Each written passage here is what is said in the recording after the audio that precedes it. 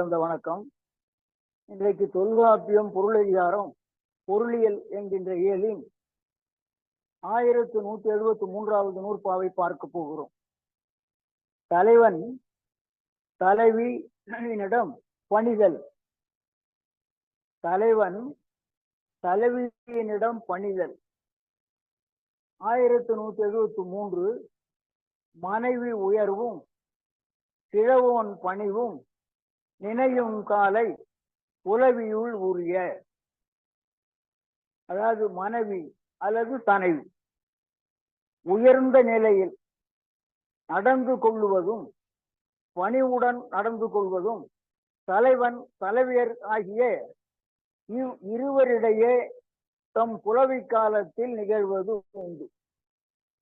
ஒண்ணு, பெரும்பாலும் இலக்கியத்தில் இப்ப இவர் சொல்றதனுடைய நோக்கம் என்ன, புலவி காலத்தில் அவனை கெஞ்சறிவு அந்த அம்மாவா இருக்கலாம், அந்த அம்மாவை கெஞ்சறிவு அவனாக இருக்கலாம் அப்படின்னு சொல்லிட்டார். பெரும்பாலான நூற்பாக்கள்ல இந்த அக இலக்கியத்துல தலைவன் கெஞ்சிதான் நிறைய இருக்கு.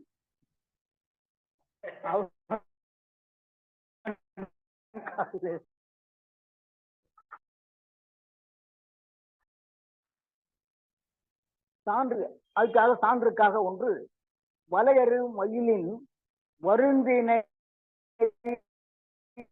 பெரிதென தலையுற முன்னடி பணிவாள் போலவும் கோதை கோலா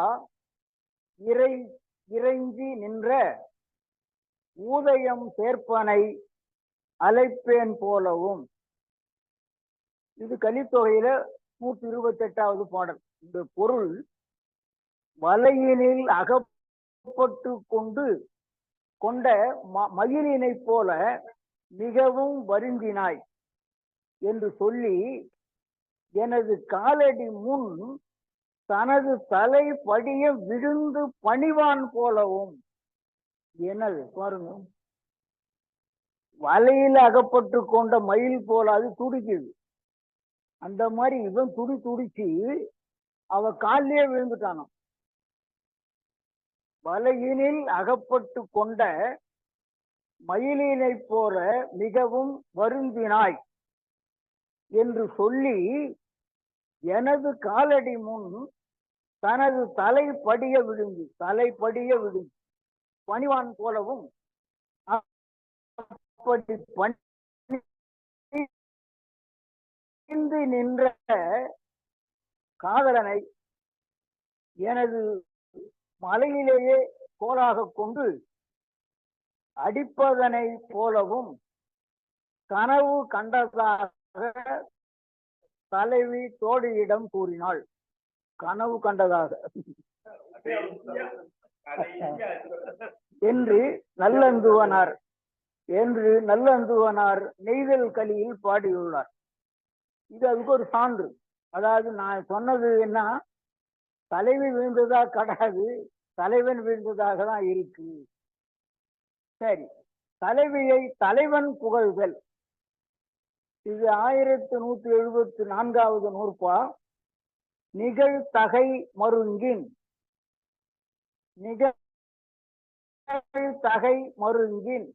வேட்கை விகுதியில் புகழ்தகை வரையார் கற்பின் உள்ளே. கற்பு வாழ்க்கை காலத்தில் இன்ப வேட்கையினால் தலைவன் தலைவியரிடையே ஒருவரை ஒருவர் புகழ்ந்து பேசிக் கொள்ளுதல் என்னும் முறையினை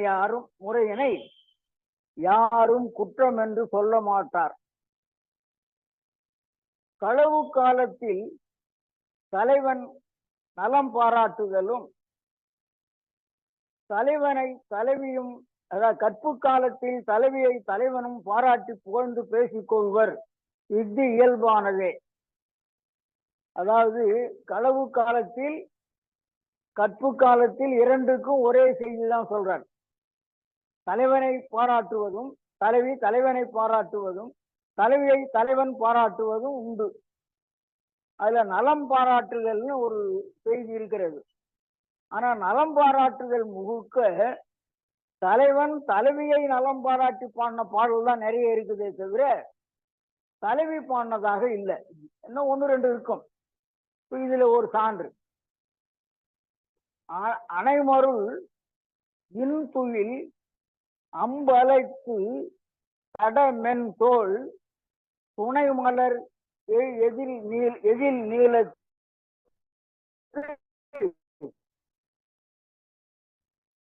ஏந்து எதில்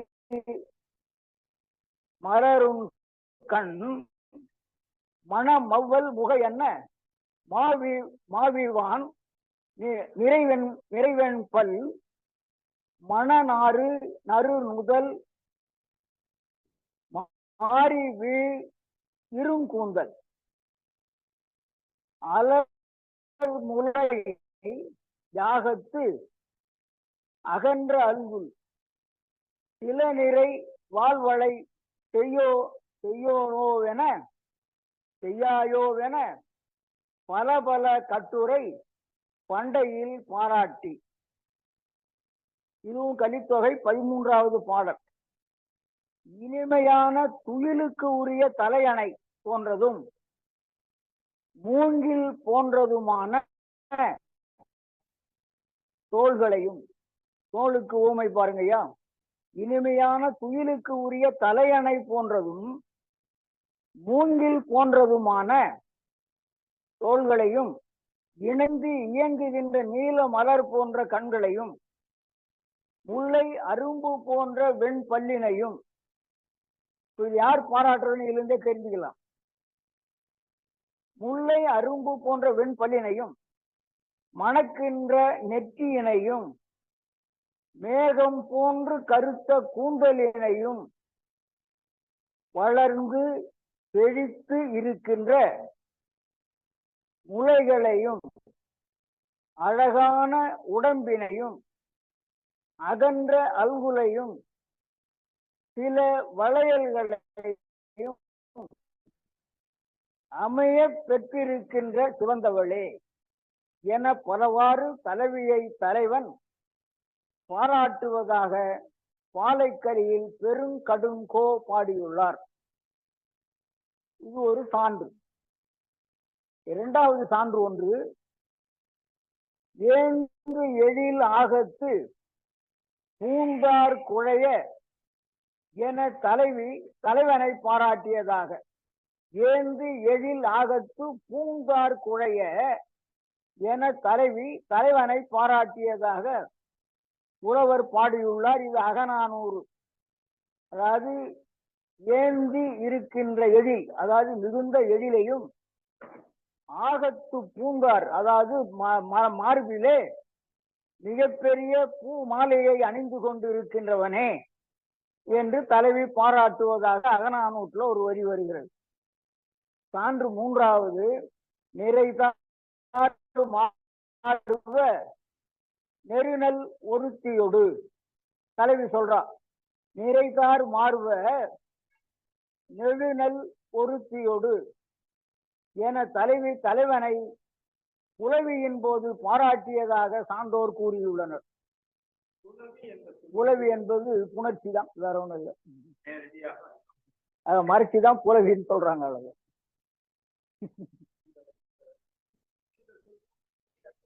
அல்ல, ஒருவோடு ஒரு சேர்வது, அவ்வளவுதான்.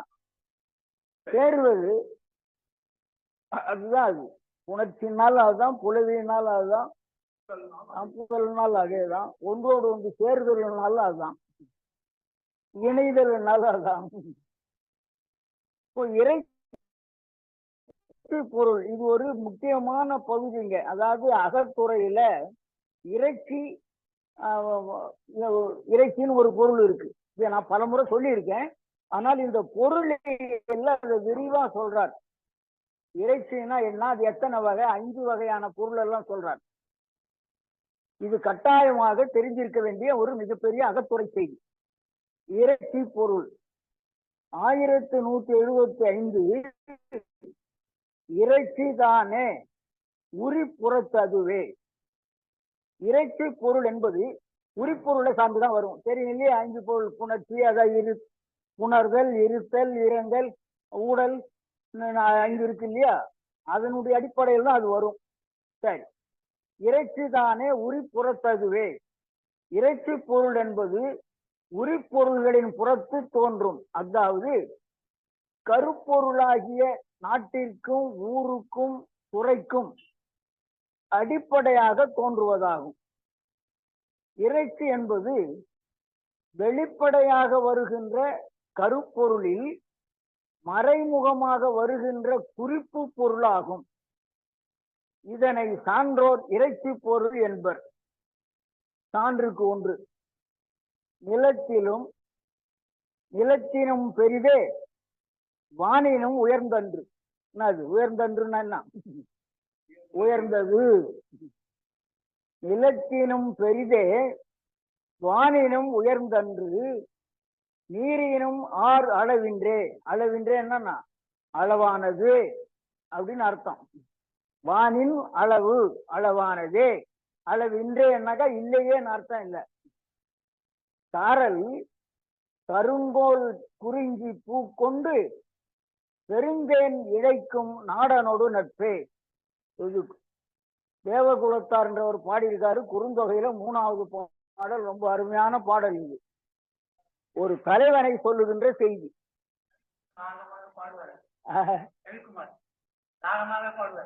யாரு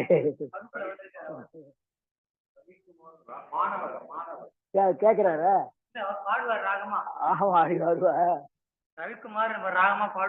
இல்ல,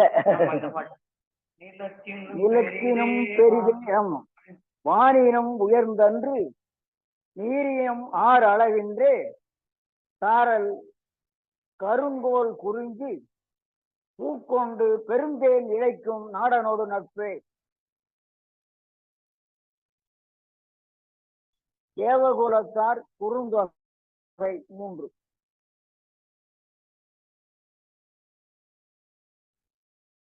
இது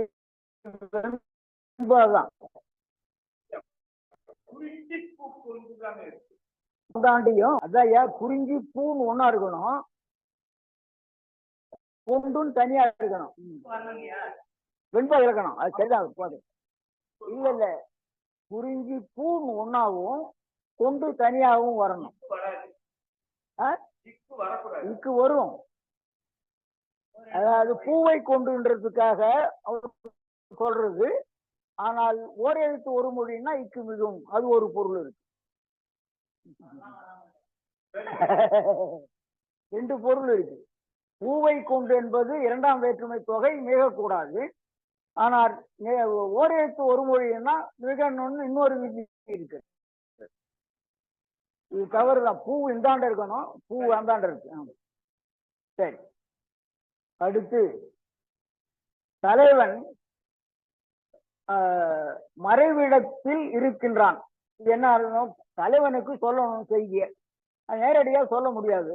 அவன் வந்திருக்கிறான்னு தெரிஞ்சுக்கின்னு அவனை பார்க்காத மாதிரி பேசுற ஒரு செய்தி. மறைவிடத்தில் இருக்கின்றான், அவன் விரைவில் திருமணம் செய்து கொண்டு பூர்த்தன். அவனை அதை நேரடியா சொல்லாமல் மறைமுகமாக சொல்லுகிறார்கள் என்பதற்காக தோழி பழித்து பேசியதற்காக தலைவி அளித்த விடையாகும். அவனை பழித்து பேசுறா தோழி. அப்படி பழித்து பேசாத அவன் நல்லவன் அப்படின்னு தலைவி சான்று தர்றா. தலைவி அளித்த விடையாகும். அதாவது பூமியை விட பெரியது, வானை விட உயர்ந்தது, கடலை விட ஆழமானது, மலை சாரலில் கருநிற கொம்பினை கொண்ட செடியினில் பூத்த குறிஞ்சி பூவினில். இப்ப பாருங்க, அந்த குறிஞ்சி மலர் செடிக்கு கொம்பு கருப்பா இருக்கும் போல இருக்கு. அதாவது கருநிற கொம்பினை கொண்ட செடியினில் பூத்த குறிஞ்சி பூவினில் வண்டுகள் இனிமையான தேனை சேர்த்து வைத்திருக்கின்ற நாட்டுக்கு உரியவனின் நட்பானது என்று தலைவி தோழிக்கு கூறினாள். அவன் சாதாரண ஆள் இல்ல, மிகச்சிறந்த நாட்டின் தலைவனாக இருக்கிறான். அப்பேற்பட்ட தலைவன் அவனை பழித்து பேசாதேன்னு தலை சான்று கொடுக்குறார். உயர்ந்தன்று என்பது உயர்ந்தது, அதாவது ரொம்ப அளந்து பார்ப்பதற்கு ரொம்ப பெரியது. கொம்பு கொம்புன்னா இருக்கு, அங்க காம்புன்னு இருக்கா? கொம்பு கொம்பு கொம்புனாலும் காம்பு, அதாவது கருநீர அந்த மலருக்கு கருநீர காம்பா? சரி, இருக்கலாம், பார்க்கலாம். குறிஞ்சி நில நாட்டின் தலைவன் என்பது குறிஞ்சி பூவால் வெளியிடப்பட்டது. அவனது நட்பு திடீரென்று ஒரே நாளில் வந்தது அன்று. அதாவது இதனுடைய மறைமுக செய்தி என்னன்னு கேட்டா, அவர் சொல்றது சாதாரண குறிஞ்சி நில தலைவன். சரி, இன்னொன்று அவன் திடீர்னு குறிஞ்சி பூன்னு ஏன் சொன்னாங்க அப்படின்னா, அது திடீர்னு பூத்த பூ இல்லை, 12 ஆண்டுகளுக்கு ஒரு முறை பூக்கிற பூ. அந்த மாதிரி அருமையாக கிடைத்த ஒரு தலைவன்ற பொருள் அது இருக்கு. அதான் ஒரே நாளில் உருவானது அன்று, சிறிது சிறிதாக பல நாளாக உருவானது என்பதனை சுட்டிக்காட்டவே தேன் கூட்டினை அடைமொழியாக கூறப்பெற்றுள்ளது. மலர சொன்னதும் அதான் காரணம். தேன் கூட்ட சொல்றது எப்படின்னு கேட்டா, தேன் கூடு ஒரே நாள்ல கட்டப்பட்டது அன்று, அது பல நாள் சிறிது சிறிதாக கட்டப்பட்டது. அதை போல அவனுடைய நட்பு ஒரே நாளில் வந்த நட்பு அன்று, இது பல நாளாக கட்டப்பட்ட கூட்டப்பட்ட நட்பு. உரிப்பொருளாகிய புணர்ச்சியும் புணர்ச்சியின் நிமித்தமும் என்பவற்றிற்கு புறத்ததாக குறிஞ்சி பூவும் தேனும் இறைச்சி பொருளாக வந்துள்ளன. இப்ப என்ன, அந்த பூவை வச்சுக்கிட்டாங்க, குறிஞ்சி நில தலைவன் குறிஞ்சி பூவை வைத்துக் கொண்டுதான் அதை வைத்துக் கொண்டு இந்த செய்திகள் வருகிறது. எதுக்காக? புணர்ச்சியின் நிமித்தம். இது உரிப்பொருள். எதுக்கு? குறிஞ்சி நிலத்துக்கு உரிப்பொருள் புணர்ச்சி தான். ஆனா மற்ற நிலத்துல நடக்காதான்னா நடக்கும். இப்போ மருத நிலத்துல புழைச்சி நடக்காதா, இல்ல பாலை நிலத்துல நடக்காதா, நெய்தல் நிலத்துல நடக்காதா? இது ஒரு காவியம், ஒரு கதை, ஒரு கற்பனை. அதை அப்படியே நம்பணும், அவ்வளவுதான், வேற ஒண்ணு இல்லை. இந்த பக்தர்கள் என்ன சொன்னா கேட்டுக்கிறாங்களோ அந்த மாதிரி. எது பொருந்தாததை சொன்னாலும் ஆமா ஆமான்னு தலையாட்டணும், அவ்வளவுதான். இறைச்சி பொருள் விளக்கம். இறைச்சி என்றும் இறை என்பதுவே, அதாவது இறைச்சி என்னும் சொல்லுக்கு இறை என்பதுவே பகுதி. இறைதான் பகுதி. இறை என்ன வல்லினரை, அதுக்கு என்ன அர்த்தம்? உயர்ந்தது, நிறைந்திருப்பது, பரவி இருப்பது. இறைன்னா கடவுள்னு அர்த்தம் இல்லை. என்ன கேட்டா, வரிக்கு ஒரு பொருள் இறை. அந்த இறையை தண்டியதனால்தான் அவன் இறைவனானான். தலைவன்ற பொருள் இல்ல, கடவுள்ன்றானா தலைவன் சொல்றோம். அரசனை தலைவன் சொல்றோம், காரணம் அந்த நாட்டுக்கு அவன் தான் தலைவன். ஆனால் இறை என்ற பொருள் வரி, அதாவது தண்டுதல். அது தண்டியதனால் அவன் இறைவன், அவ்வளவுதான். அதாவது இதன் அடிப்படையிலேயே இறைச்சி என்னும் பொருள் தோன்றியுள்ளது. அதாவது பொருள் என்பதற்கு இங்க பாருங்க, வெளிப்படையாக சொல்லப்பெறும் பொருளில் ஒரு குறிப்பு பொருள் மறைந்திருப்பது இறைச்சி பொருள். ஒரு பொருளை சொல்றாங்க, அதுல வெளிப்படையா ஒரு பொருள் இருக்கும், உள்ள ஒரு பொருள் இருக்கும், அதுதான் பொருள். அதாவது இறைச்சி பொருள்னு சொன்னதுக்கு என்ன, மறைவு பொருள்னு அர்த்தம். உள்ள ஒரு பொருள் மறைவாக இருக்கிறது. அது ஏன் வெறும் பொருள்னு சொல்லல? வெளிப்படையா ஒரு பொருள் தெரியுது, அதுக்குள்ள இறைச்சி பொருள் ஒண்ணு இருக்கு. இது அன்னைக்கு கூட சொன்னா, அது வருதுன்னு நினைக்கிறேன். வரும். மேலே தெரிகின்ற கை, கால், தோல் இவற்றுக்குள் மறைந்து கொண்டிருக்கின்ற தசைக்கு இறைச்சி என்று பொருள். இது நான் சொன்னது. மேலே கால் தெரிகிறது, கை தெரிகிறது, எல்லாம் தெரிகிறது, ஆனா தசை தெரியாது. அது உள்ள மறைத்து வைக்கப்பட்டிருக்கிறது, அதனால அது இறைச்சி. அடுத்து உள்ளதொரு பொருள், கொள்வதொரு பொருள், இதுவே இறைச்சி பொருள். உள்ளதொரு பொருள், கொள்வது ஒரு பொருள், இதுவே இறைச்சி பொருள். வெளிப்படையாக சொல்ல பெறாமல் அதனுள் ஒரு குறிப்பு பொருளை அமைத்து கூறுவது இறைச்சி பொருள். அதாவது சொல்ல கருதிய பொருளை மறைமுகமாக கூறினாலும் தெளிவாக புலப்படுமாறு கூறுதலே இறைச்சி பொருள். பட்டினத்தார் பாடல், அன்னைக்கு வரல அந்த பாட்டு. கைப்பிடி நாயகன் தூங்கையிலே அவன் கையெடுத்து அப்புறம் தண்ணில் அசையாமல் அயல் வளவில் ஒப்புடன் சென்று துயில் நீட்டு பின்வந்து உறங்குபவளை எப்படி நான் நம்புவேன் இறைவா கட்சி ஏகம்பனே. இந்த பாட்டுக்கு இப்ப நேரடியா என்ன பொருள் தெரியுது? கைப்பிடி நாயகன் தூங்கையிலே அவன் கையெடுத்து அப்புறம் தண்ணில் அசையாமல் முன் வைத்து அயல் வளவில் ஒப்புடன் சென்று துயில் நீட்டு பின்வந்து உறங்குபவளை எப்படி நான் நம்புவேன் இறைவா கட்சி ஏகம்பனே. இதுதான் மேல் பொருள். பட்டினத்தார்னு ஒரு படம், அதுல இந்த மாதிரிதான் காட்டுறாங்க. ஆனால் உட்பொருள் என்ன? உடலும் உயிருமாக, அத கணவன் மனைவிய உடலும் உயிருமாக கொண்டு இவன் உறங்கி கொண்டிருக்கிறான். அவனுடைய உடல், கை, காலெல்லாம் அப்படியே கிடக்குது. மூச்சு வெளியே போகிறது. திரும்ப மறுபடியும் இங்க திரும்ப வரும்னு என்ன நம்பிக்கைன்றார். இதுதான் பொருள். அவர் சொல்ல வந்த பொருள் அது பாருங்க என்று பாடினார், பாடியுள்ளார். இது இறைச்சி பாட்டு. ஏன்? உள்ள ஒரு பொருள் இருக்கு.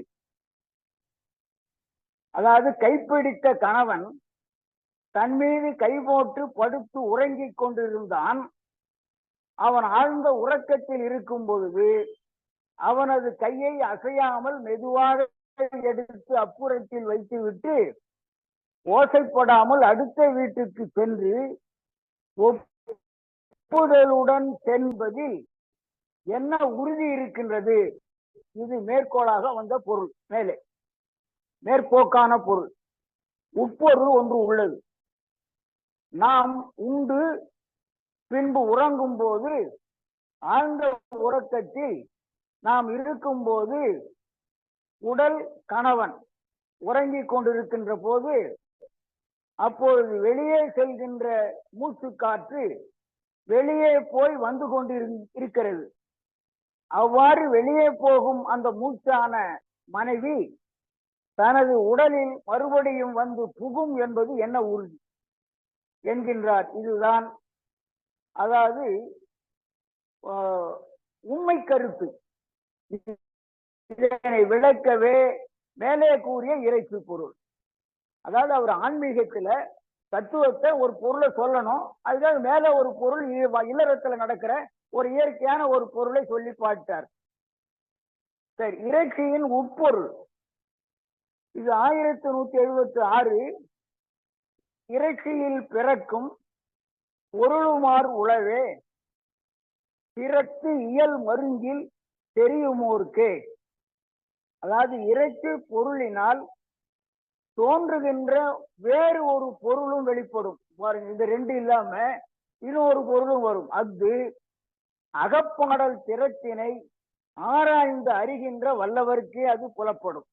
தாண்டு ஒன்றேன் அல்லேன் ஒன்றுவன் குன்றத்து ஒரு களிறு மிதித்த நெறித்தாள் வேங்கை குறவர் மகளிர் கூந்தல் பெய்மார் நின்று கொய்ய மலரும் நாடனோடு ஒன்றேன் தோழி ஒன்றினானே.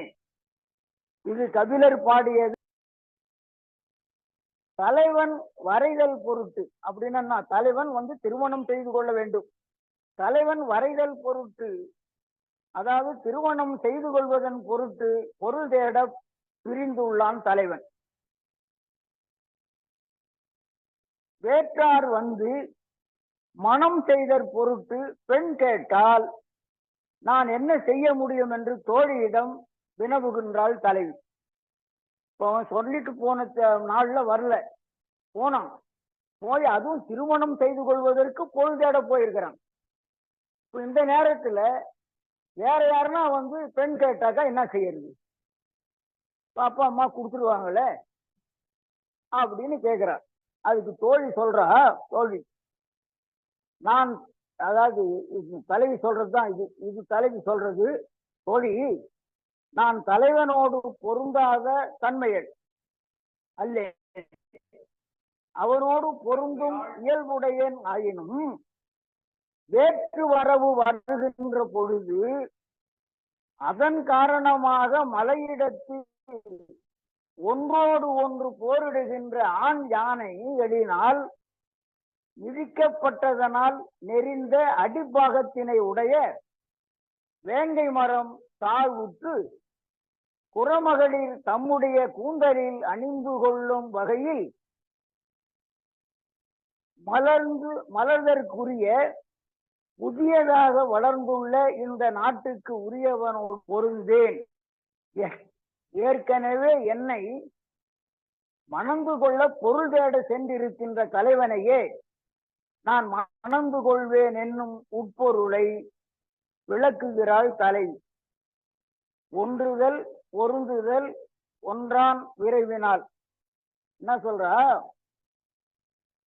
போர் செய் கழித்தால் மிதிக்கப்பட்ட வேங்கை மரம் நெறிந்து பூமியில் தாழ்ந்து புறமகளிர் என்றபடியே மலர் கொய்யும்படியாக, அதாவது எளிமையாக விளங்குகின்றது. அது வேங்கை மரம் உயர்ந்து நிற்கும். இந்த யானையை சண்டை போட்டதுனால என்ன ஆகி போச்சு, அதுல ஒரு கிளை வளைஞ்சு மரம் சாய்ந்து வெளியே சாஞ்சிச்சு. இப்ப அதுல பூக்கிற பூவை மரத்தை ஏறி பறிக்க வேண்டியதில்லை, நின்று கொண்டே பறித்து கொள்ளலாம் புறமகளிர், அந்த மலைவாசிகள். அப்படி எளிமை ஆயிடுச்சான். என்ன அர்த்தம்? தலைவன் இங்க இருந்திருந்தா அவ்வளவு எளிமை இல்லை, அவன் பிரிஞ்சு இருக்கிறான். இந்த நேரத்துல வேற யாருன்னா கேட்டாக்கா கொடுத்துருவாங்களே, எளிமையாயிடுமே அப்படின்னு நான் அஞ்சுகிறேன் காரணம் சொல்றான். நின்றபடியே மலர் கொய்யும் வேலை விட்டது. அதை வெளிப்படுத்தவே இந்த வேங்கை மரத்தை அவள் சொன்னாள். மனம் கலங்கிய யானும் தலைவன் வரின் அவனுடன் சென்று வாழ்வதற்கு உள்ளேன் என்பதற்கு குறிப்பிடுகின்றாள். இந்த கூற்றில் இறைச்சி பொருள் இருக்கின்றது. என்ன பொருள் பாருங்க. பொருள்களிரு மிதித்த வேங்கை கிளையா, அதாவது சண்டையிடுகின்ற இரண்டு ஆண் யானைகளுக்கு இடையே அகப்பட்டு கொண்டு, அர்த்தம் இங்க ரெண்டு ஆண் யானை என்றார். ஏற்கனவே ஒரு தலைவன் இருக்கிறான், இப்போ இன்னொரு தலைவன் வர போறான். அப்படி வந்தான்னா இந்த ரெண்டு யானைகளுக்கு இட சண்டையில மிதிப்படுறது யாரு? அவ. அகப்பட்டு கொண்டு மிதிப்படுகின்ற நெறிகின்ற நசுங்குகின்ற வேங்கை மரத்தினை போல் நான் இரண்டு தலைவர்களுக்கு இடையில் அகப்பட்டு நெறிப்படுகின்றேன், நசுங்குகின்றேன் என்கிறாள் தலைவி. இதுதான் பொருள். வேங்கை மரத்தையும் யானையும் சொன்னதுக்கு காரணம், அந்த ரெண்டு யானை என்பது ரெண்டு தலைவர்கள். ஒரு தலைவன் போயிருக்கிறான், இன்னொரு தலைவன் கேட்க வந்தான்னா என்ன செய்யறது? இந்த ரெண்டுக்கு நடுவுல வேங்க மரம், யானை சண்டை போட்டுட்டு வேங்க மரம் இது மாதிரி எளிமையாயிட்டு செய்யுது. இப்ப யாரு? இவ வேங்கை மரம் தெரிஞ்சு கிடக்கிறார். என்ன ஆயிடும்?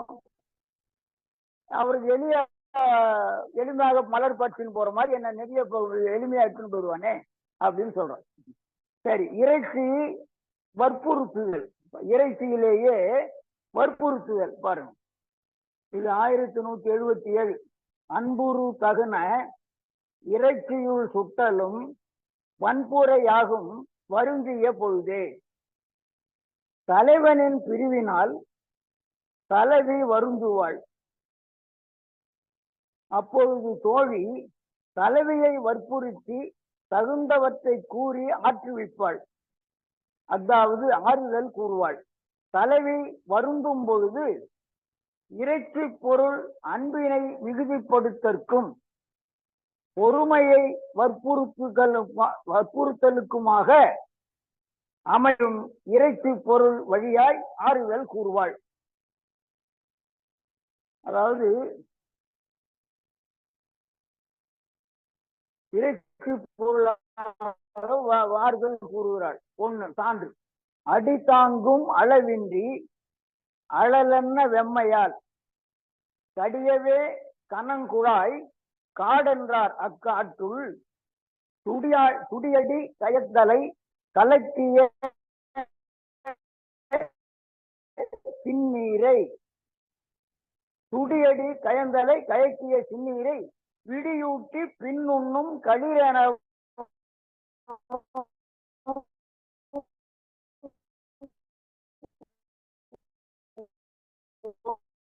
உடைத்தனரே. இது கலித்தொகை 11வது பாடல். பாகம் தாங்குகின்ற அளவுக்கு இல்லாமல் நெருப்பினை போன்று கொதிக்கின்ற வெப்பநிலையை உடைய காடு. காட்டுக்கு பாருங்க ஓமை. கால கீழே வச்ச. வணக்கம், மீண்டும் தொடங்குகிறோம். நலம் பாராட்டுதலால் அச்சம். இது 1178. செய்பொருள் அச்சமும் வினைவையின் பிரிவும் 178. நெய்பெற உணர்த்தும் கிழவி பாராட்டே.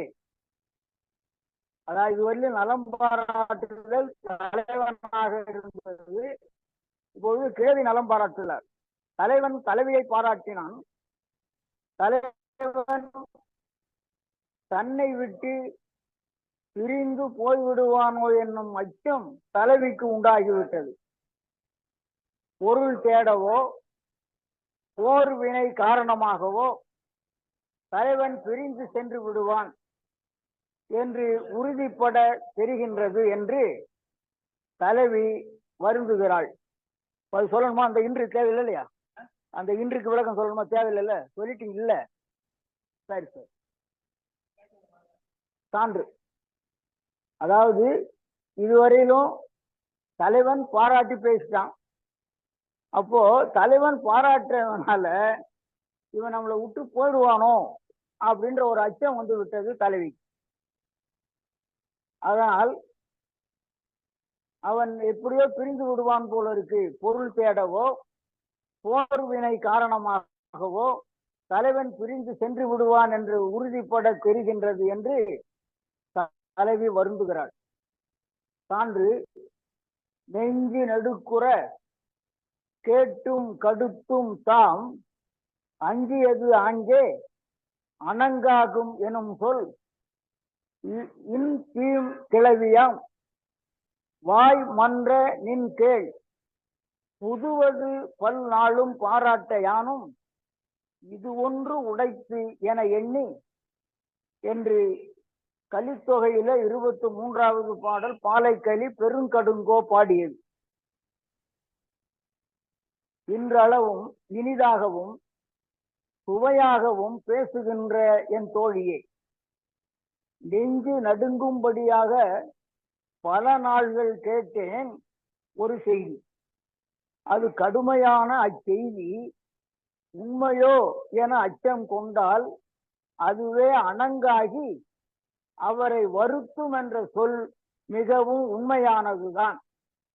நீயும் இதனை கேட்பாயாக. நான் அவருக்காக சொல்றத பல நாட்கள் கேட்டேன். அங்க ஒரு சரி, உண்மையாகவோ என அச்சம் கொண்டால் அதுவே அணங்காகி, இந்த அச்சமே ஒரு அணங்காகி அவனை வருத்தும். இதிலிருந்து என்ன தெரிகிறது? நான் ஏற்கனவே ஒரு சொன்ன சொல் இதுக்குள்ள அடங்கியிருக்கு. கே என்கின்ற ஓரெழுத்து ஒரு மொழி அச்சம் பயம் என்ற பொருளைத்தான் தரும். பாருங்க, பே இது அச்சம் அல்லது பயம், அது பின்னால வந்து இந்த பே செய்யுள்ள வரும்போது அளவெடுக்கும், இப்படி அளவெடுக்கும். பிறகு என்ன ஆச்சு? இந்த பே தான் வாயை திறந்து மூடணும்னா பேய் என்று ஆகும். இது என்ன ஆச்சு? பே என்கின்ற ஓரெழுத்து ஒரு மொழிக்கு அச்சம் என்பது பொருள். அந்த பொருளுக்கு ஒரு பொருளை உருவாக்கி விட்டார்கள். என்ன ஆகுதுன்னா, அதை பிடிக்காத யாரு? ஆண் தானே உருவாக்கி இருக்கணும். பெண் தான் பேய் என்ற ஒரு தவறான எண்ணத்துல ஒரு தலைவிரி கோலமாக பெண்ணை வரைந்து நாக்கை நீட்டி கண்ணை உருட்டி ஒரு உருவை உருவாக்கி இதுதான் பேய் என்று ஆக்கி விட்டார்கள். பேய் என்று ஒன்று உள்ளவே இல்லை. பேய் என்கின்ற சொல்லுதான் பேயாட்சி. பேயாட்சி அதுக்காக ஒரு பொருள் இல்லை. ஆனால் இது உருவகமாக எல்லாரும் பயன்படுத்துகிறார்கள். அதாவது இங்கேயே அதே தான் செய்தி பாருங்க. அந்த பேய் என்கின்ற அச்ச சொல்லே அதுலாம் அதிகமான மழை, அதான் நல்ல மழை பெய்யுதுன்ற மாதிரிதான். மிகப்பெரிய மழை, மிக பெரும் அச்சம் தருகின்ற அளவு இல்லையா, அச்சம் தருகின்ற அளவில் பெய்த மழை, அவ்வளவுதான். என்ன ஆகுமோ, வீட்டாட்சின்னு போடுமோ, தெருவாட்சின்னு போடுமோ, வீட்டுல வெள்ளம் வந்துருமோன்னு அச்சம் தருகின்ற அளவுல பெய்கின்ற மழை. அப்படிதான் பொருள் கொள்ளணும்னு செய்யற. நாம் அவங்க மாதிரி பொருள் கொள்ளக்கூடாது. கடலை அதாவது நாம நீர் வேலின்னு திருவள்ளுவர் சொல்றார். நாம நீர் வேலி, இதுக்கு அச்சம் தருகின்ற கடல்னா எல்லாரும் சொல்லியிருக்காங்க. நான் என்ன சொல்லுவேன், மிகுதியான நீரை கொண்ட கடல் எழுதியிருக்கேன். என்ன ஆகும்? மிகுதி என்பதுதான் அச்சம். ஐயோ என்ன ஆகுமோ என்பது. அவர் நேரடியா நாம நீர் வேலின்னு தான் சொல்றாரு. நாம நீர் வைப்பு அப்படின்றாரு. அப்போ அச்சம் தருகின்றதுதான் எல்லாரும் பொருள் எழுதியிருக்கிறாங்க. அச்சம் எப்பவுமே கடல் கொஞ்சம் வந்து அழிச்சிடுமோ அப்படின்னு. அப்ப யார் அச்சப்படணும்? ஓரளவுக்கு தான் அச்சப்படணும். மற்றவங்க யாரும் அச்சப்பட வேண்டியதில்லை. கடல் பொங்கி வந்து இந்த ஊர் அழிச்சது எல்லாம் நாம ஏற்கனவே இருந்ததுதான். அதாவது குமரி கடல் பொங்கிதான் அழிச்சது. கடல் பொங்கி, ஆமா அப்படித்தானே வந்தது. குமரி கண்டத்தை அழிச்சது யாரு? நாம நீர்வேலி தானே, கடல் தானே. அந்த அச்சத்தையும் வச்சுக்கலாம், அது அவர் கண்டது தான். அப்படியும் கூட அச்சம் உண்டு. ஐயோ கடல் பொங்கி வந்து அழிச்சிடுமோ அப்படின்ற ஒரு அச்சம் கூட சொல்லலாம். அப்பேற்பட்ட நீரை கொண்ட கடல்னு சொல்லலாம். இங்க பாருங்க, அதாவது அச்சம் கொண்டால் அதுவே எது? அந்த அச்சமே அணங்காக மாறினார். அதாவது பெண்ணாக மாறி அவனை அச்சுறுத்துமோ. இங்க அணங்குன்ற சொல்லெல்லாம் இலக்கியங்கள்ல வருத்துகின்ற பெண் தெய்வம் சொல்றான். அத பல பேர் என்ன பண்றாங்க, மோகினி, அப்புறம் வந்து முனி முனி அப்படின்னு எல்லாம் கொண்டு போய் பேயின்னு ஆக்கி விட்டாங்க. அவரை அணங்குகொள் ஆய்மையில் கொள்ளோ என்பது எங்க பேரழகு கொள், அப்படிதான் நாம பொருள் கொள்ளணும். சரி, கொண்டால் அதுவே அணங்காகி அவரை வருத்தும் என்ற சொல் மிகவும் உண்மையானதுதான். நீயும் இதை கேட்பாயாக. பல நாள்கள் என்னை அதாவது புனைந்து புத்தும் புதிதாக பாராட்டினார். ரொம்ப புது புது சொல்லலாம் சொல்லி என்ன பாராட்டினார். நானும் இது ஏதோ ஒரு எண்ணத்தினை கொண்டதுதான் என எண்ணினேன். அது இப்பொழுது தெளிவாகிவிட்டது என்று தலைவியின் கனவில் பாராட்டுகிறான். தலைவன் கனவுல வந்து பாராட்டுறான். அதற்கே தலைவி அஞ்சி தோழியிடம் இவ்வாறு கூறுகிறாள். அவ்வாறு அவர் போவதாக இருந்தால் அவரோடு எனது உயிரும் போய்விடும் என்று அவரிடம் சொல்லிவிடு என்று தலைவி தோழியிடம் கூறுகிறாள்.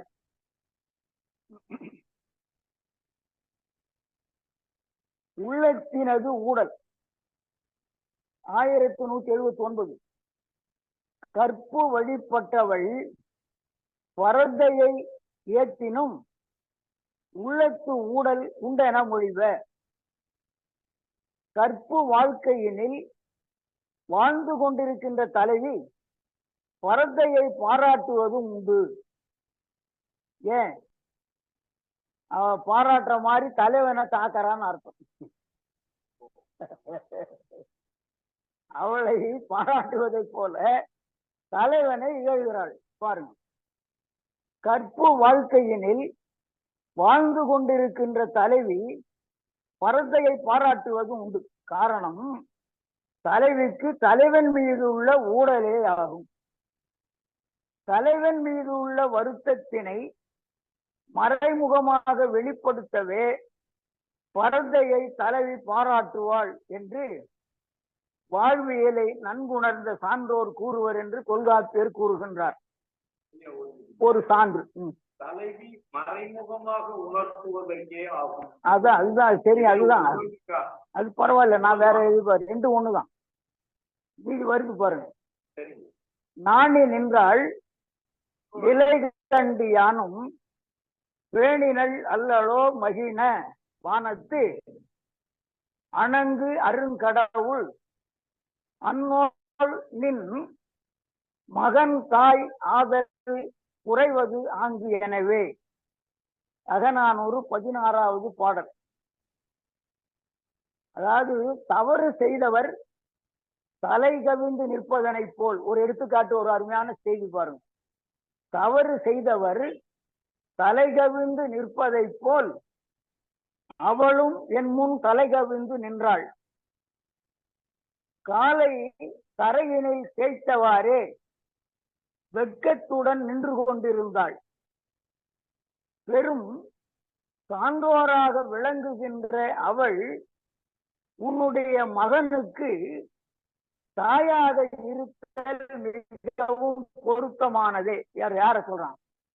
தலைவன் கிட்ட தலைவி என்ன சொல்றா? அவ பரத்தை உன் மகனுக்கு தாயா இருக்கிறது ரொம்ப நல்லதுன்றா. இவன் பெத்த எடுத்த பிள்ளைய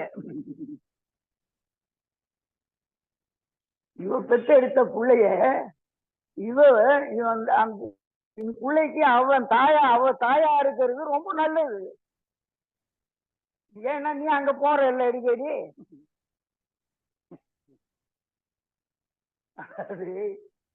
தலைவி பரத்தியை பாராட்டி தலைவனிடமே கூறுகிறாள்.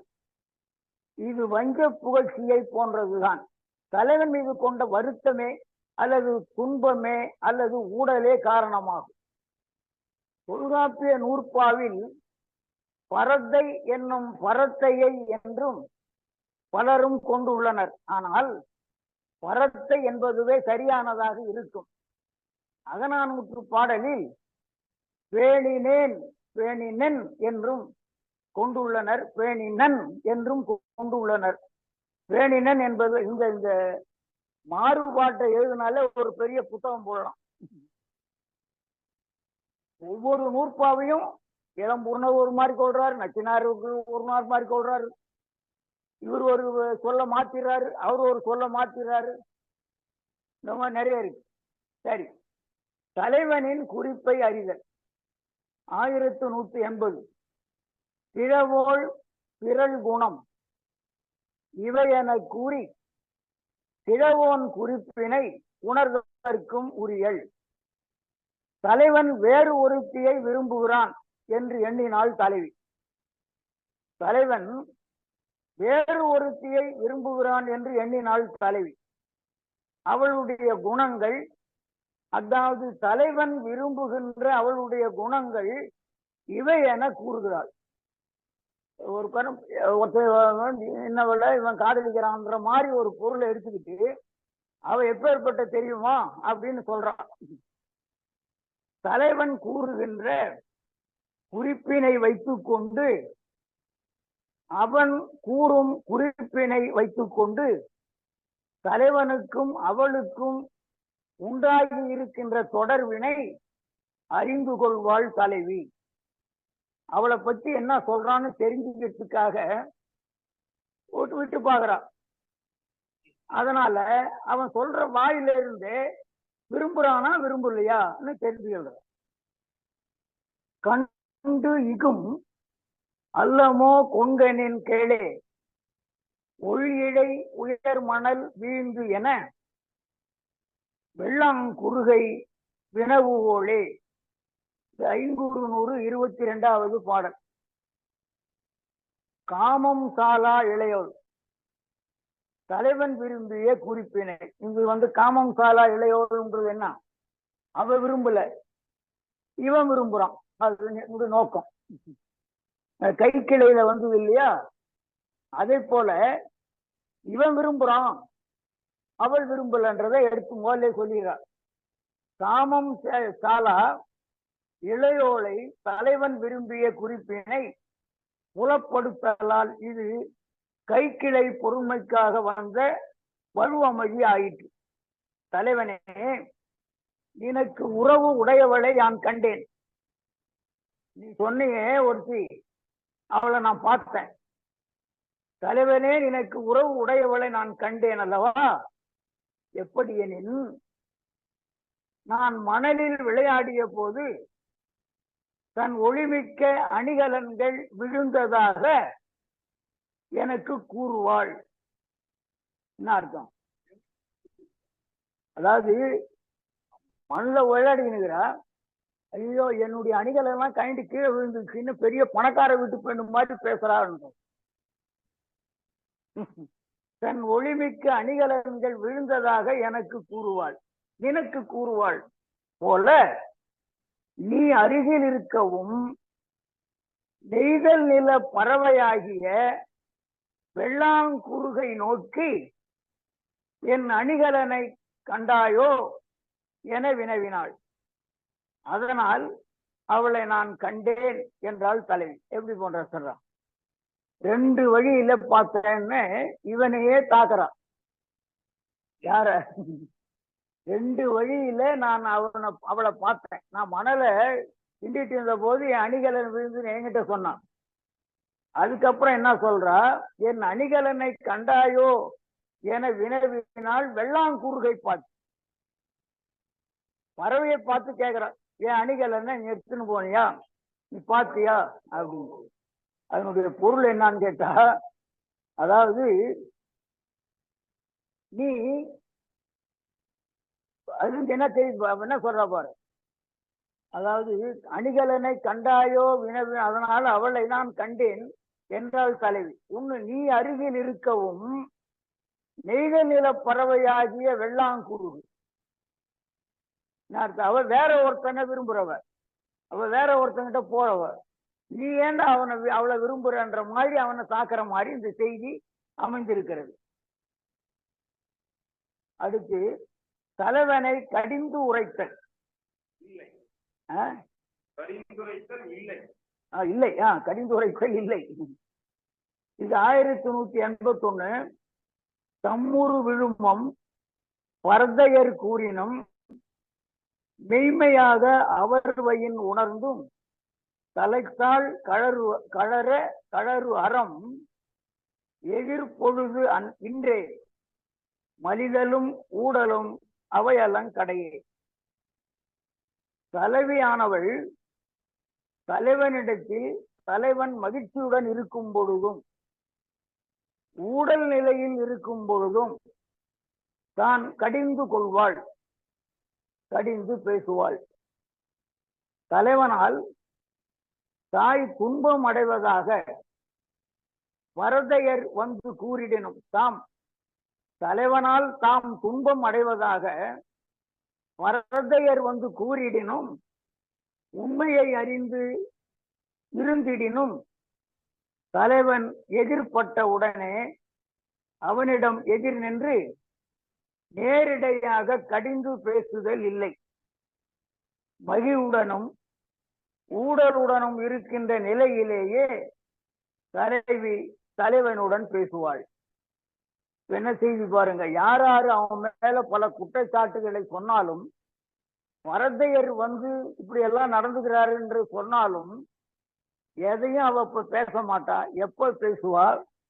தனக்கு ஊடல் நேர்ந்த போதும், அல்லது அவன் அதாவது நேரிடையாக கடிந்து பேசுவதில்லை, மகிழ்ச்சியாக இருக்கும் போது பேசுவாள், ஊடல்ல இருக்கும் போதும் பேசுவாள். அடுத்து இதுக்கு ஒரு சான்று இருக்கு. பொன்னென பசுந்த பசந்த கண் போதெழில் நலம் செல சொல் நலம் இழந்த கண் துயில் பெறல் வேண்டேன் மண் நின் அணங்கு உற்றவர் நீ செய்யும் கொடுமைகள் என்னுடை வந்து நொந்து உரையாமை பெரு கற்பின் என கலித்தொகை 77 என்று கண்கள் எனது கண்கள் மலர் போன்ற அழகு கெட்டு அதாவது பொன் போன்று பசந்து விட்டன. அதாவது அப்படி பழைய அழகு கெட்ட அகக்கண்கள் துயில் பெறுதலையும் யான் வேண்டேன். எனக்கு தூக்கமும் வரல. வேண்டேன் எப்போதெனின் நின்னால் வருத்தம் செய்யப்பட்ட பரதையர்க்கு நீ செய்த கொடுமைகளை என்னிடம் வந்து நொந்து சொல்லாத நிலையை பெறுதல் வேண்டும் என்று தலைவனிடம் கூறுகின்றார். இப்ப இதுல இருந்து என்ன தெரியுது? அடிக்கடி இவன் போறான்னு தெரியுது. அவங்க வந்து என்கிட்ட குற்றம் சொல்லாத அளவுக்கு நீ நடந்துன்றா. வரதையர் வந்து என்கிட்ட வந்து உன்னை பத்தி குற்றம் சொல்லாத அளவுக்கு நீ நடந்துதான என்ன அர்த்தம்? போவாதுன்னு அர்த்தம். அது இப்படி சொல்றான். வருத்தம் செய்யப்பெற்ற என்ன அர்த்தம்? அவங்க துன்புறுத்தியன்னு அர்த்தம். சரி, தலைவி வருந்துதல். இது 1182. பொழுது தலை வைத்த கையறு காலை இறந்த போல கிழக்கும் கிளை மடனே வருத்தம் மறுக்கை மிகுதியோடு அவை நாற்பொருள் கண் நிகழும் என்ப. தலைவன் தன்னை விட்டு பிரிந்து போகும்போது திரும்பி வருவதாக சொல்லிவிட்டு போன கார்கால பருவம் தொடங்கிவிட்டது. ஆனால் இது என்ன தொடங்கிச்சே தவிர முடிஞ்சு போச்சு, அவன் வரலன்னு வருத்தப்படுறான். தலைவி செயலற்ற நிலையில் காலம் கடந்து விட்டது போல பேசுவாள். அவ்வாறு சொல்லுகின்ற நிலையில் மடமை என்னும் அறியாத்தன்மை, இதாங்க நாற்பொருள் மேல சொன்னார்ல, அவை நாற்பொருள் சொன்னார் இல்லையா? அது என்ன நாற்பொருள்? இந்த இதுல அவ வருத்தப்படுவான். என்ன அர்த்தம்? அவன் அந்த தொடங்கி இருக்கு, இப்பதான் கார்காலம் முடிந்து போனதாக கருதி கொண்டு அவள் படுகின்ற துன்பம் 4 வகை. அது எதனால வருது? மடமை என்னும் அறியாத்தன்மை, வருத்தம் செய்ய அந்த பருவம் முடிந்து விட்டதோ என்னும் மயக்கம், அன்பு மிகுதி என்னும் 4 நிலைகளில் தலைவியனது கூற்றுகள் நிகழும் என்று அறிஞர் கூறுவர் என்று சொல்லுகிறார். என்ன? அன்பு மிகுதியாலும் அறியா தன்மையினாலும் வருத்தம் மிகுதியாலும் மறுக்கைனா மயக்கத்தாலும், அதாவது காலம் கடந்து விட்டது என்ற மயக்கத்தாலும் இப்படி தலைவனை நினைத்து வருந்துவாள். அடுத்து சொல்ற இன்னொரு சான்று, பொறுகடல் வண்ணன் புனை மார்பில் தாழ்வோல் திருவில் விலங்கு ஒன்றி தீம்பெயல் தாழ வருதும் என முடிந்தார் வாரார்கொல் வானம் ஆலிக்கும் போது. 40 முதல் பாடல்.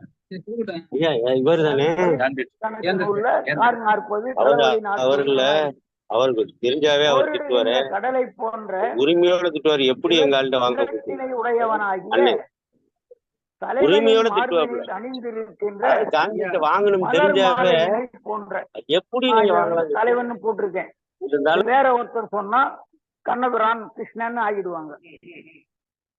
போரிடுகின்ற கடலை போன்ற நிறத்தனை உடையவனாகிய தலைவனின் மார்பினில் அணிந்திருக்கின்ற மலர் மாலையினை போன்ற அழகிய வில்லினை இடையில் பதித்து இனிய மேகம் பொழிய அழகிய வில்லினை இடையில் பதித்து மேகம் பொழிகின்ற மழை. என்னது? வானவில். அக்காலத்து வருவோம் என்று சொல்லி சென்றார் காதலர். மேகம் மேலே அருகாக இருந்து மழை பொழிகின்ற இந்த பருவத்தில் வரமாட்டாரோ என்று தலைவி ஏங்கி கூறுகிறாள். அதாவது இது எடுத்துக்காட்டு, கொஞ்சம் மாறுதலா இருக்கும், வேற ஒண்ணு. பொய்யும் மெய்யும் பேசி தலைவனை தோழி தடுத்தல்.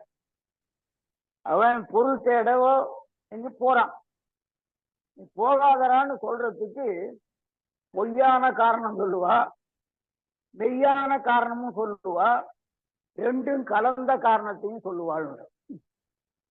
பொய்யும் மெய்யும் பேசி தலைவனை தடுக்கிறது. 1183 இறந்து குறையுற்ற கிழவனை தோழி நிரம்ப நீக்கி நிறுத்தல் அன்றியும் வாய்மை கூறலும் பொய்தலை பெய்தலும் நல்வகை உடைய நயத்தில் கூறியும் பல்வகையானும் படைக்கவும் பெருமே. இப்ப இதுல இருந்து படைக்கவும் பெருமே நல்லா அர்த்தம். நீ காவியம் இப்படி படைக்கணும், படைப்பார்கள் அர்த்தம். தோழியிடம் தனது குறையினை தீர்த்து வைக்குமாறு இறந்து நின்ற தலைவனை தோழியானவள் தலைவியை தலைவன் நெருங்காதபடி விலக்கியே வைத்து தடுப்பாள். உண்மையான தடைகளை கூறியும் பொய்யான தடைகளை கூறியும் பொய்யும் மெய்யும் கலந்த தடைகளை கூறியும் தடுப்பாள் தோழி. நற்சொல் கூறி நயமாக பேசி பல்வகையாக கூறியும் தடுத்திடுவாள். அவளது நோக்கம் திருமணத்தினை செய்து கொண்டு கற்பு வாழ்க்கையில் அவர்கள் வாழ்ந்திடுதல் வேண்டும் என்னும் ஒரே காரணம்தான். பொய் பேசுறதும் மெய் பேசுறதும் பொய்யையும் மெய்யையும் கலந்து பேசுறதும் இவ்வளவும் காரணம் அவன் திருமணம் செய்து கொண்டு வாழ வேண்டும், அவ்வளவுதான். அடுத்து ஒரு சான்று, அறியேம் அல்லேம் அறிந்தினை மாதோ அறிந்தன மாதோ ஒருவரி சிறைய வண்டினம் மொய்ப்ப சாந்தம் நாரும் நிதியோ நரியோடு பூந்தல் நாரும் நின் மார்வே செய்யோ. இது 500 240வது பாடல். தலைவா, நீனது களவு ஒழுக்கத்தினை அறியாதவர் அல்லேம் நாம் அர்த்தம். நீ களவு வாழ்க்கையில என்னென்ன பேசின, என்ன சொன்ன, எப்படி நடந்துகினு எங்களுக்கு தெரியும். இப்ப நீ மாறி நடக்கிற. களவு வாழ்க்கையில் அறியாத அந்த நீ நடந்து கொண்டதை நாங்கள் அறிவோம். எப்படி எனின் நீ மார்பானது இப்போது புள்ளியும் கோடும் கொண்ட சிறகினை உடைய வண்டுகள் மொய்க்கும் சந்தனம் மணக்கும் அவளுடைய கூந்தலின் மனமும் மணக்கும் மார்பும் மணக்கும். அதனால் அறிந்து கொண்டோம் என்றால் தோழி. என்ன அர்த்தம்? களவு வாழ்க்கையா இருந்தாலும் தலைவி கிட்ட நீ போய் வந்ததை நாங்க தெரிஞ்சுக்கிட்டோம். எப்படி? மார்புலையும் சந்தனம் இருந்தது, அவ மார்புலையும் சந்தனம் இருந்தது, அவ கூந்தலும் மணந்தது, உன் மேலையும் மனம் வந்தது. அதுல இருந்து நாங்க தெரிஞ்சுக்கணும் இப்படி இருந்தவன் தான் நீ அப்படின்னு இப்ப தோழி சொல்றான். சரி, ஆடவருக்கே உரியன இதை வச்சுக்கிட்டு சொல்லலாம். ஆண் ஆதிக்கம் உடையவர் தான் சொல்லா பேருன்னு பாருங்க. 1184 உயர்மொழி கிளவி உறழும் கிளவி ஐய கிளவி ஆடூவிற்கு உரித்தே. இன்பம் உயர்வதற்கான கூற்று நிகழும் இடத்தில் உயர்வான கூற்றும் மறுத்து பேசுதலும் தலைவன் தலைவி இருவருக்கும் உரித்தானதாகும். இது ரெண்டுக்கும் ஒன்னும் சொல்லிட்டாரு. ஆனாலும் கூறலாமா கூறாதிருக்கலாமா என்ற மாறுபட்ட நிலை தலைவனுக்கு மட்டுமே உரிதானது. இதுல இருந்து ஒரு வேறுபாடு தெரிஞ்சுங்க ஐயா. அதாவது மறுத்து பேசுவதும் தலைவனுக்கு உரியது, அதாவது உயர்வாக பேசுவதும் தலைவிக்கும் தலைவனுக்கும் உரியது. ஆனால் கூறலாமா கூறக்கூடாதா என்ற ஒரு ஐய நிலை அவனுக்கு மட்டும்தான் ஏற்படணுமா, இது தலைவனுக்கே உரியதுன்றார். உயர்வாக பேசுதலும் மறுத்து பேசுதலும் ஆடவர் மகளிர் இருவருக்கும் உரித்தானவையே ஆகும். ஐயப்பட்டு பேசுதல் தலைவனுக்கு மட்டுமே உரித்தானதாகும். அது ஏங்க அவன் மட்டும் ஐயப்படலாமா? இப்ப இதிலிருந்து ஆணாதிக்கம் உடையவர் திரு தொல்காப்பியர் அப்படின்னு சொல்ல வேண்டியதுதான். சரி, தோழியின் அறிவுத்தன்மை திண்மை உறுதி 1185.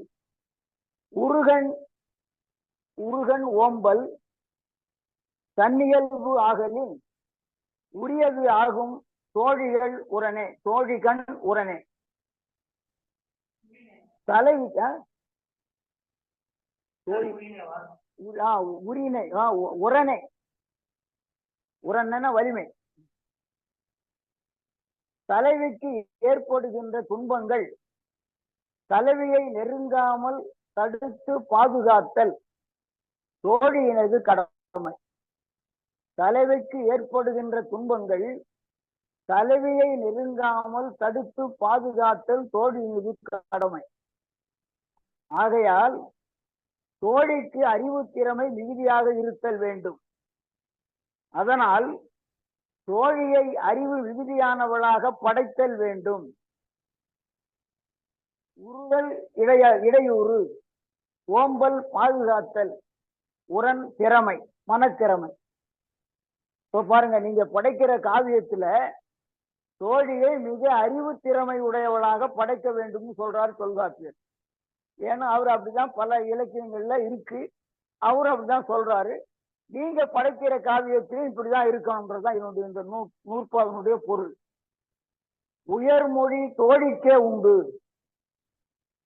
1186 உயர்மொழி கிளவியும் உரியவாள் அவற்கே. தலைவன் தலைவியரை உயர்த்தி கூறுகின்ற கூற்று தோழிக்கு ஏற்படுவது உண்டு. இந்த தலைவன் தலைவி பேசலாம்னு பல நூற்பாக்களுக்கு முன்னால சொல்லிட்டாரு. இப்போ தோழிக்கு உரியதுன்றார். தோழி ரெண்டு பேரும் சேர்த்து வைக்கிறதுக்கு அவனையும் உயர்வா பேசுவா, அவளையும் உயர்வாக பேசுவாள். இப்படி பேசுகின்ற உரிமை தோழிக்கு உண்டு. சான்று மகிழ்மிக சிறப்ப மயங்கினன் கொள்ளோ யானர் ஊரனின் மாநிலை அறிவை. காவிரி மலிர் நிறை அண்ணனின் மார்பு நனி விளக்கல் தொடங்கியோளே. இதுவும் 542வது பாடல். காவிரியில் மிகுந்த நீர் கடலினை நோக்கி பாய்ந்து செல்வதனை போன்று தலைவியை நோக்கி விரைந்து வந்திருக்கின்ற உன்னுடைய மார்பினை தழுவாமல் விலக்குவதன் காரணம் வெறும் மகிழ்ச்சி கொண்டு மயங்கி விட்டாளோ தலைவி தோல் நினைக்கிறார். ஏற்கனவே அவள் கடல்ல பொங்கி போற தண்ணி மாதிரியே அவிழ்த்து போட்டு கொண்டு இருக்கிறார். ஆனா தலைவன் வந்திருக்கிறான். இப்போ தலைவனோட சோறாமல் வெறுத்து பேசுவதனுடைய காரணம் என்ன? மயங்கிட்டா பொழுது தோழி தலைவனை பாராட்டி உயர்மொழி கூறுகின்றாள்.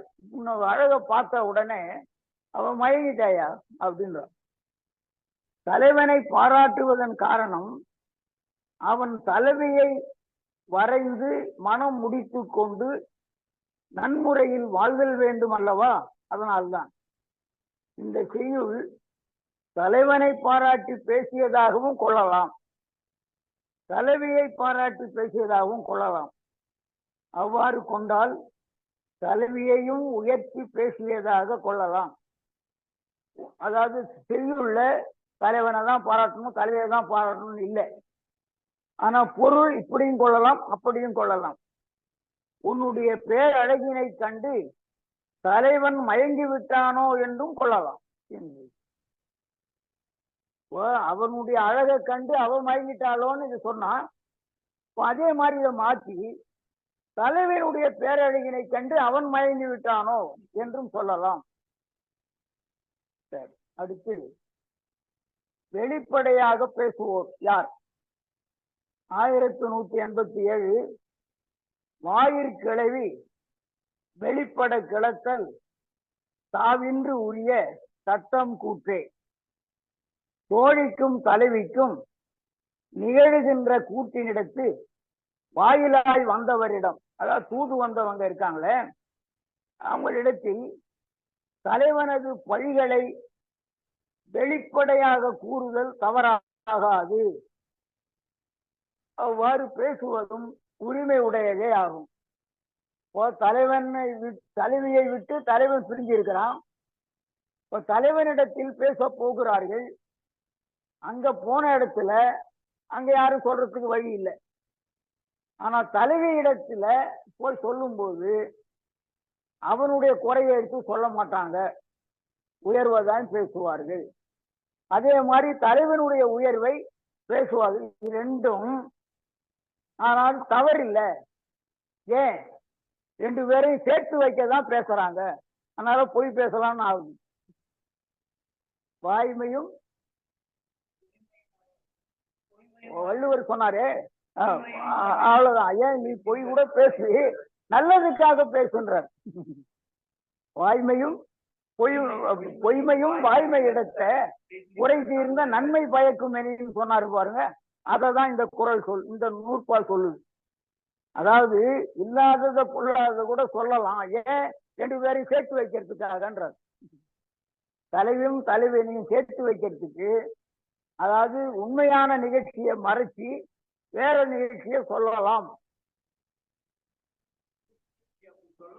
அல்ல, அதை குற்றம் சொல்லக்கூடாதுன்றாரு, வேற ஒண்ணும் இல்லை. சேர்த்து வைக்க வேண்டியது தானே அவங்களுடைய வேலை. போதுமா? சரி, ரொம்ப நன்றி.